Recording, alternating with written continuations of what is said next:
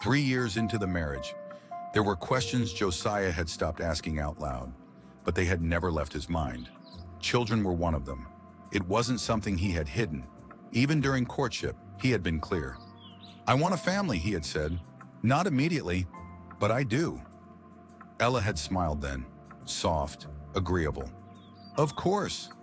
So in the beginning, he waited, gave it time, gave it space. "Let's not rush," she would say. "We should enjoy us first." And it made sense. Months passed, then a year, then more. Each time the conversation came up, there was always a reason. "I'm not ready yet. I want us to be more stable. I just feel like it's not time."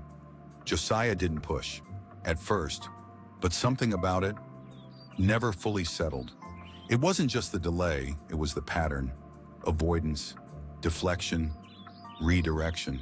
And then, one afternoon, she was out.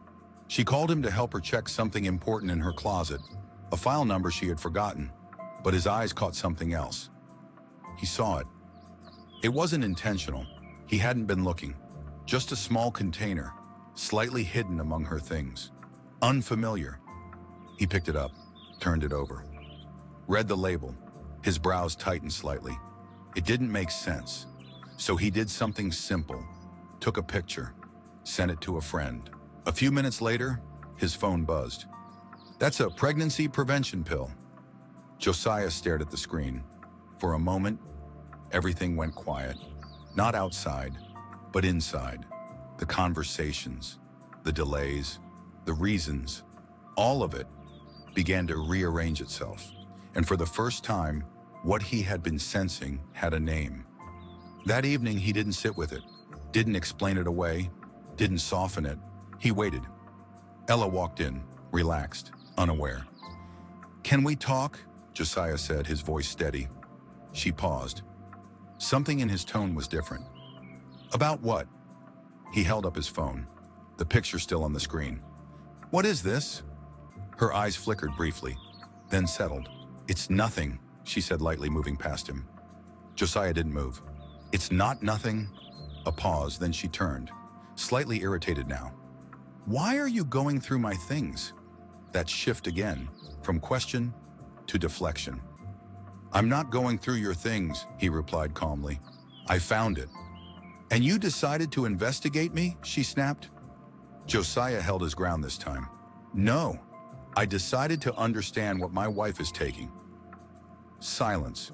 Then, "Okay, fine," she said, exhaling. "Yes, it's what you think." The words landed heavier than expected. "Why?" he asked. She shrugged. "I'm not ready for kids." "You've said that before," he replied. "But this," he gestured slightly, "this is different." "It's the same thing," she said quickly. "I just don't want to get pregnant right now." "For 3 years?" Josiah asked. Her expression hardened. "Why are you making it sound like a crime?" "I'm not," he said, his voice tightening slightly. "I'm asking why you didn't tell me." She laughed softly. "You would have made it a big deal." "It is a big deal." The room shifted. "I told you I wasn't ready," she replied. "You're the one putting pressure." "That's not pressure," Josiah said. "That's honesty. That's what we agreed on." Her eyes narrowed slightly. "Things change." Not without conversation. Silence stretched between them. Then, she leaned forward slightly, her tone dropping. "Or maybe," she said slowly, "you just want kids so you can shift your attention." Josiah frowned. "What does that mean?" "It means," she continued, her voice calm but cutting, "once children come, everything changes. And I'm not about to compete for your love." He stared at her, trying to process it. "This isn't about competition," he said. "It is to me," she replied. Another pause. "And let's be honest," she added, her gaze steady now. "You're already not as present as you think." There it was again, that familiar turn. "You're making this about me," Josiah said quietly. "Because it is about you," she replied instantly. He exhaled slowly. 3 years. 3 years of silence, adjustment, patience, and now, clarity. But even in clarity, the pattern remained. Deflect, redirect, shift the blame. Josiah looked at her for a long moment, then spoke, not louder, not harsher, just firmer. "This isn't right." The words stayed in the room. For the first time, he didn't soften them. Ella's expression didn't break, didn't shift. If anything, she grew calmer. "That's your opinion," she said. And just like that, the moment slipped again. Because truth means nothing to someone who has already decided their version of it. Josiah stood there still holding his phone. For the first time, he wasn't confused, but he wasn't free either. Because seeing clearly and knowing what to do about it are not the same thing. And this time, he couldn't unsee it. That conversation didn't end that night. It stayed, lingering in the space between them, refusing to disappear. For the first time in a long while, Josiah didn't bury it. He brought it up again and again.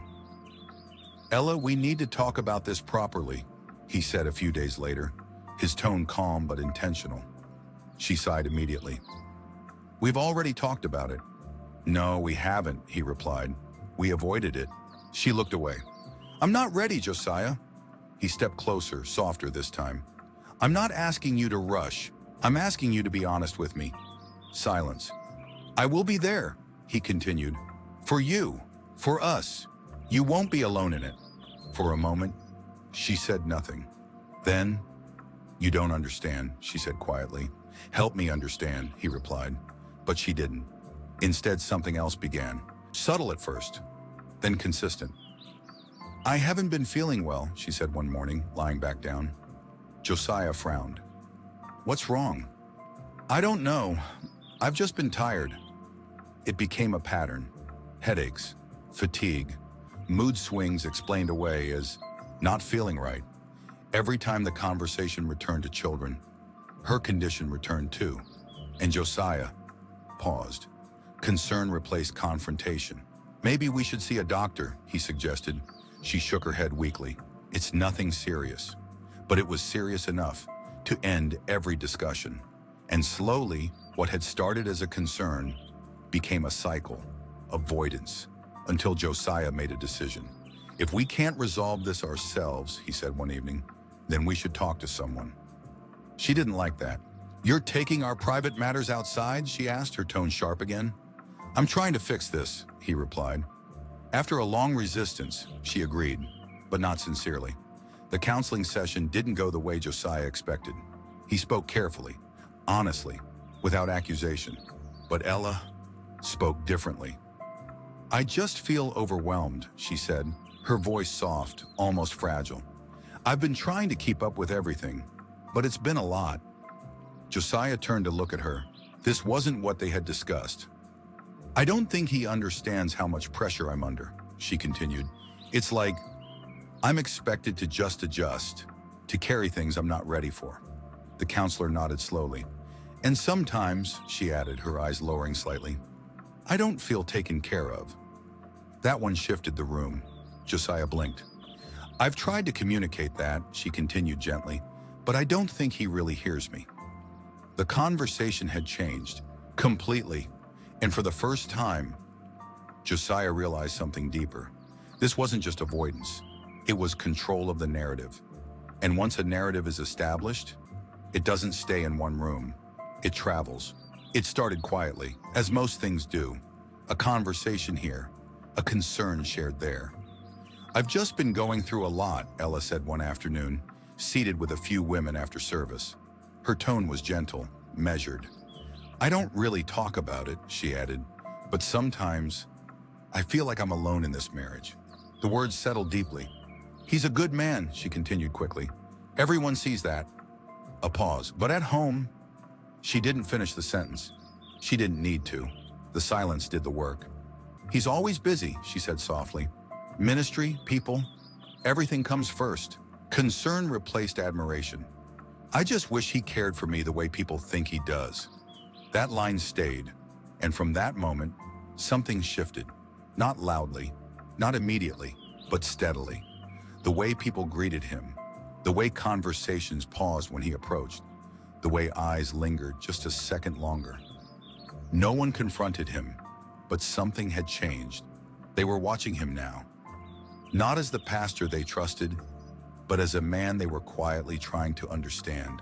Is everything really okay? Whispers formed, opinions followed, assumptions settled, and Josiah felt it. He couldn't explain it, couldn't trace where it started, but the weight was there. Because while he was trying to fix his marriage in private, a different version of him was being introduced in public. And the most dangerous part of it all was that it sounded believable, because it didn't attack him. It simply questioned him. And sometimes, a question can do more damage than an accusation. The doctor had been clear. There was nothing wrong, no condition, no complication, no hidden issue that explained the delay. "You're both fine," the doctor had said, calm and professional. "Everything looks good." Josiah had nodded slowly, relief mixed with something else. Because if nothing was wrong, then something was being withheld. On the drive home, he glanced at Ella. She looked out the window, quiet, unreadable. "So," he said gently, "we're okay." She didn't respond immediately. Then, "I told you I wasn't ready." The words were firm now. No softness, no attempt to cushion them. "For 3 years?" Josiah asked. She turned to him. "I don't want children." The car felt smaller. He blinked slowly as if he hadn't heard correctly. "What do you mean?" "I don't want them," she repeated.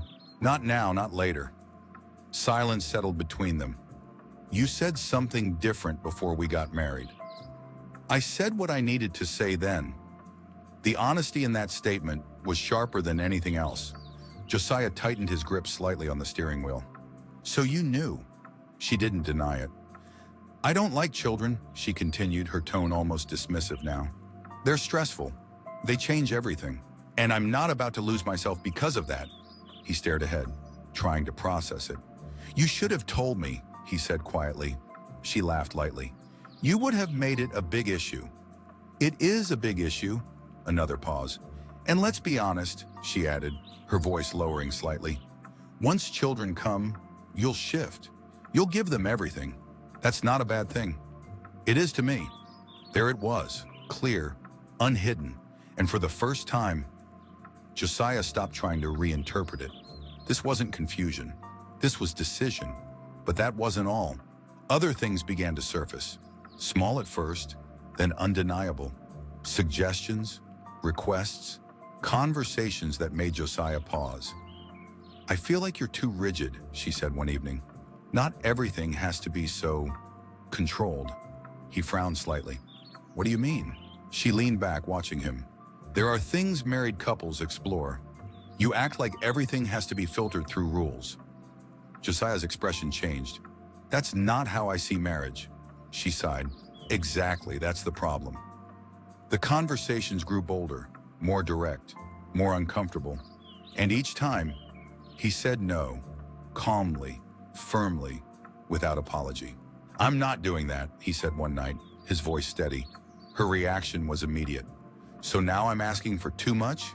"I didn't say that." "You didn't have to." And just like that, the shift came again. Silence. Not the normal kind. This one was deliberate, cold, distant, punishing. She stopped engaging, moved around him like he wasn't there, answered only when necessary. Days passed like that, until the silence broke, with tears. "I don't feel safe with you anymore," she said one afternoon, her voice trembling. Josiah froze. "What?" "You're always shutting me down," she continued, wiping her eyes. "You don't listen. You make me feel small." "That's not true," he said, his voice low, controlled. But she was already crying, and somehow, the conversation had shifted again, from what she had done to what he had become. It didn't stop there. The words began to change, subtle at first, then dangerous. "He can be intense," she told someone quietly one day. Another time, "He doesn't always handle things well at home." And then, "I don't want to say too much, but sometimes I feel unsafe." That word spread faster than anything else. Unsafe. Josiah heard it eventually, not from her, from others. Concerned looks, careful questions, measured conversations. "Is everything okay at home?" someone asked him gently. He nodded. "Everything is fine." But now, no one fully believed it, because another story had already taken root. One where he was no longer the patient, kind man they knew, but a husband they were beginning to question. Some whispered, some watched, some concluded. Church leaders began to pay attention, quietly, carefully, not confronting him, but observing. Because when enough voices suggest something, even without proof, it begins to sound like truth. And through it all, Josiah stayed silent. He didn't defend himself, didn't explain, didn't expose what was happening behind closed doors. Not to his friends, not to his family, not even to Pa Isaac. Because saying it out loud would make it real. And somewhere deep down, he was still hoping it would change. But what he didn't yet understand was this: you cannot fix what was never built on truth. And the more he stayed quiet, the louder the wrong story became. The change didn't announce itself. It showed up quietly, in the places Josiah once felt strongest. He was still preaching, still standing before people, still opening the word. But something had shifted. The man who once spoke with clarity now paused more often than he should. His messages were still sound, still structured, still correct. But they no longer carried the same life, and the people felt it. Not immediately, not in a way they could explain, but gradually, something was missing. At home, there was tension, confusion, a constant need to manage, to explain, to keep things from breaking further. And now, it followed him to the altar. One Sunday, he stood before the congregation, his Bible open, his voice steady. Marriage is built on truth, on sacrifice, on alignment with God. The words left his mouth, but somewhere inside him, they didn't land the same. Because his own home no longer reflected what he was saying. And for the first time, he felt it. Not doubt in God, but a quiet weight of contradiction. That night he prayed, not casually, not briefly, deep. Lord, have mercy. His voice filled the room, raw, unfiltered. Help me. Heal this home. Fix what I don't understand. He paced, kneeling, standing, sitting. Show me what to do. Show me where I'm wrong. Show me how to lead this right. His prayers were loud, desperate, persistent, but inside there was noise. Everything Ella had said, everything he had tried, everything that wasn't working. It crowded his thoughts. So even when God spoke, he couldn't hear clearly. Not because God was silent, but because his heart was overwhelmed. Days blurred into each other. He tried harder, adjusted more, gave more of himself. But something inside him was wearing down. Not physically, emotionally, spiritually, quietly. My tears have been my food. Psalm 42:3. He didn't say it out loud, but he felt it. Because there were nights he sat in silence, unable to explain why he felt so heavy, why peace felt distant, why the man who once carried strength so easily now struggled just to hold himself together. And still, he showed up, because that's what he knew to do. But inside, something was breaking. At first, no one said anything. They just noticed. Josiah was still there, still preaching, still leading, but not like before. He forgot small things, paused mid-thought, seemed distracted in moments that once came naturally to him. Meetings were shorter, some were rescheduled, others quietly handed over to assistants. Pastor has been really busy, they said, and it sounded reasonable. But the pattern continued. He arrived late sometimes, left quickly, avoided long conversations, and when people tried to engage, his responses felt distant, not rude, not dismissive, just not fully present. The man they once knew, focused, steady, deeply connected, felt different now. "Are you okay, sir?" one of the leaders asked gently. Josiah smiled faintly. "I'm fine." The answer came easily, too easily, because by now, fine had become a shield, but people were watching. Not just his words, his presence, and presence is harder to fake. Whispers began. "He's not the same. He seems distracted. Something is off. Some were concerned, some were confused.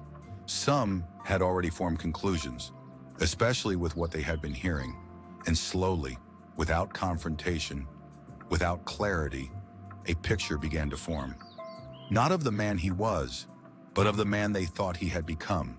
And Josiah felt it. Every glance, every pause, every unasked question. But he said nothing, because explaining would mean exposing, and exposing would mean admitting that his home was not what it appeared to be.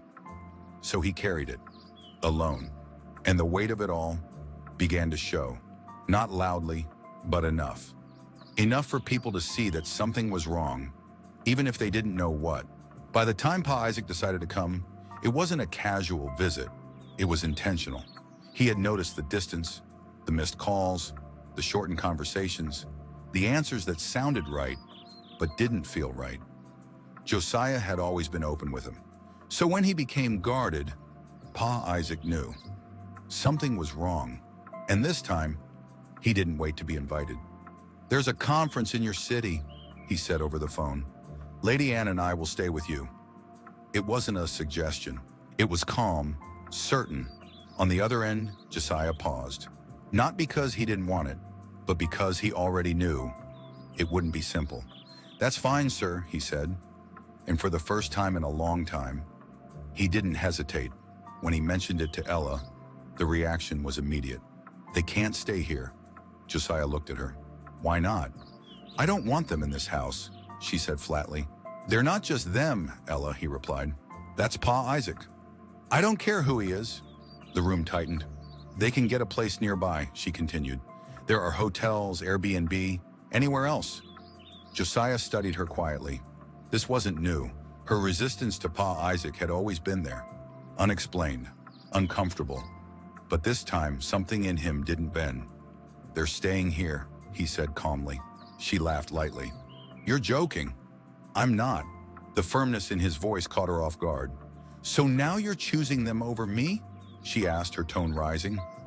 Josiah exhaled slowly. "This is not about choosing anyone." "It always is," she snapped. Silence followed. For a moment, the old pattern tried to return. The adjustment, the softening, the quiet surrender. But this time, Josiah didn't move. "I've adjusted a lot, Ella," he said, his voice steady. "I've listened. I've compromised." She folded her arms. "So what are you saying?" "I'm saying this is not unreasonable." She stared at him. "Then, if they come here, I will leave." The words landed hard. But Josiah didn't react the way he used to. He didn't rush to calm her, didn't withdraw his stance. He simply looked at her. "You can make that decision if you want," he said quietly. That was new, and for a brief moment, Ella saw it, the shift, but she didn't respond. They came. Pa Isaac and Lady Ann arrived with warmth, with grace, with the kind of presence that didn't need to demand space, but naturally filled it. Ella smiled when she opened the door, polite, composed. "Welcome," she said. Everything looked normal. At first, dinner was quiet, not awkward, just careful. Conversations were measured, responses controlled. But Pa Isaac didn't rush. He watched. The way Ella interrupted Josiah mid-sentence. The way her tone shifted when she corrected him. The way Josiah paused just slightly before speaking again. Small things, but consistent. And then there were the silences. The kind that sat too long. The kind that said more than words. Lady Ann noticed it too. The way Ella responded sharply, then softened immediately after. The way Josiah didn't react, didn't push back. He absorbed it. And that told them everything. Because a man who absorbs too much is already carrying more than he should. That night, Pa Isaac sat quietly in the living room after everyone had gone in. Josiah joined him. For a moment, neither of them spoke. Then, "You're tired," Pa Isaac said. It wasn't a question. Josiah looked down, and for the first time in a long time, he didn't say, "I'm fine." Something gave way. Not loudly, not suddenly, just enough. Josiah tried to speak, but the words didn't come out first. The tears did. He turned away slightly, covering his face. But it didn't stop. Years of silence, months of pressure, days of holding everything together. It all broke at once. Pa Isaac didn't interrupt, didn't rush him. He just sat there, present. And when Josiah finally spoke, his voice was unsteady. "I knew," he said, barely above a whisper. A pause. "I knew something wasn't right." His shoulders shook slightly. "But I didn't listen." That was the weight, not just the situation, the awareness, the moments he ignored, the warnings he explained away, the voice of God he silenced with reasoning. "I thought I could fix it," he continued, his voice breaking. "I thought if I just tried harder." He stopped, because even he could hear it now. How much of himself he had given, trying to hold something that was never aligned. Pa Isaac placed a hand on his shoulder, firm, steady. "You're not the first man to miss a warning," he said quietly. Josiah let out a shaky breath. "But you are still here." That landed differently. Not condemnation, clarity. And for the first time in a long time, Josiah wasn't explaining, wasn't defending, wasn't adjusting. He was simply honest. And sometimes honesty is the first place healing begins. And for the first time in a long time, Josiah stopped pretending. Not in the pulpit, not in his home, not in front of the one man who could see through it all. Because sometimes the strongest thing a man can do is admit that something is broken. He had prayed, he had endured, he had tried to hold everything together. But now, the truth was no longer something he could ignore. And when truth finally finds its way to the surface, everything changes. This is where the real turning point begins. Like, share, and subscribe if this story is speaking to you. Drop a comment. What would you do if you were Josiah? Part 4 is the final part, and this is where decisions will be made.